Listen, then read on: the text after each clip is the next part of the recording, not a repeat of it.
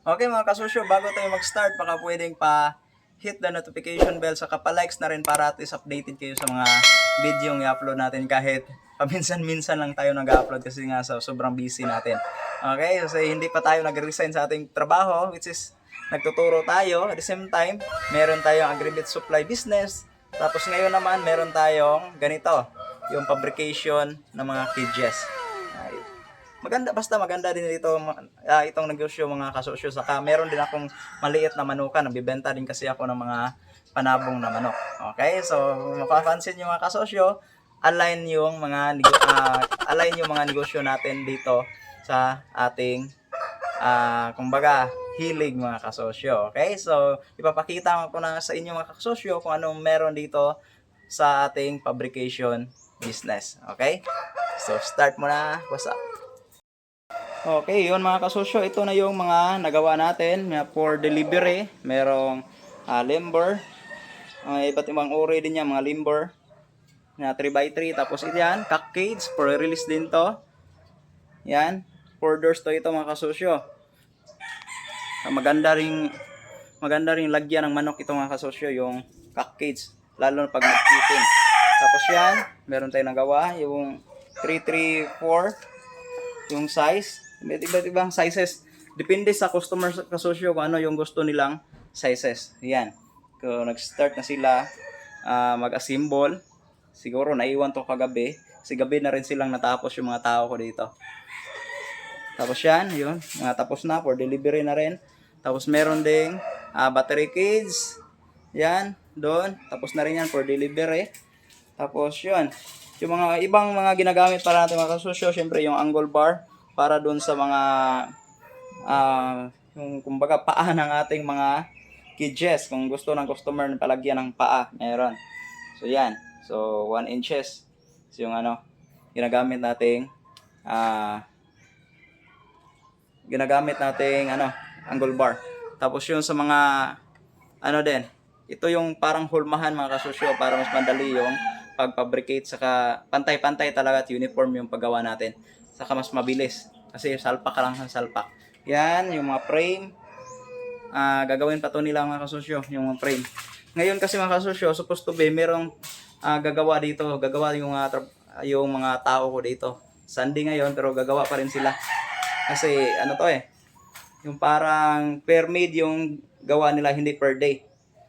Okay? So kailan lang merong maraming project or meron kaming gagawin, saka lang yung tao present dito.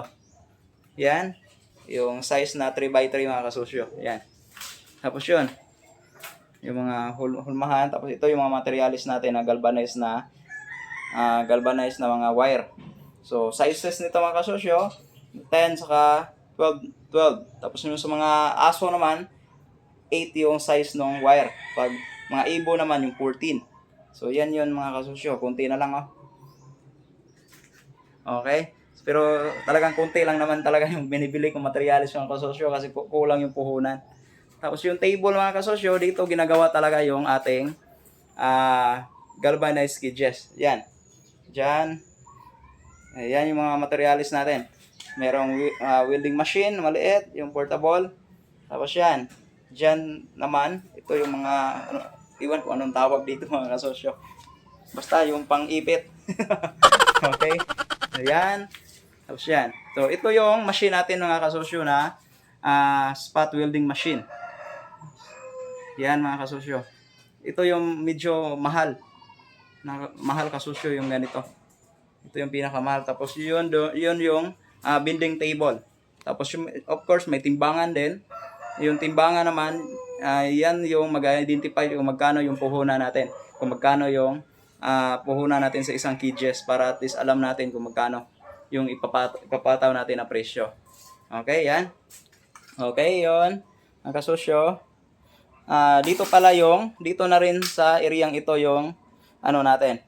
Yung parang tinutulid. Ano ba yung tinutulid? Yung ginagawa natin straight yung wire. From yun, nakarolyo kasi yan. Dito naman sinistraight natin. Sa ngayon, actually mga kasosyo, meron naman talagang machine na yung parang pang straight. Pero since mahal yun, nasa 90,000 yung machine, hindi muna tayo nag-avail.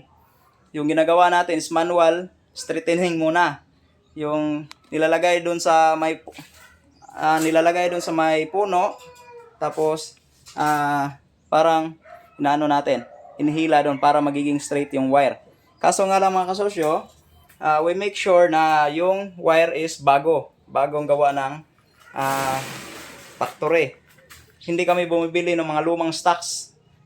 Lalo na yung galvanized is umulay itim na, yung parang umiitim siya, hindi na yung makintab, hindi na namin yun tinatanggap sa supplier namin kasi mahirapan kaming straight nun.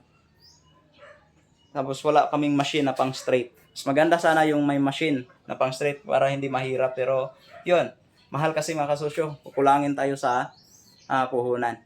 Okay? Yun mga kasosyo. Yun. Ito naman mga kasosyo yung ginawa natin. Yung bahay namin, in-extend lang natin mga 14 feet or 12 feet ba to?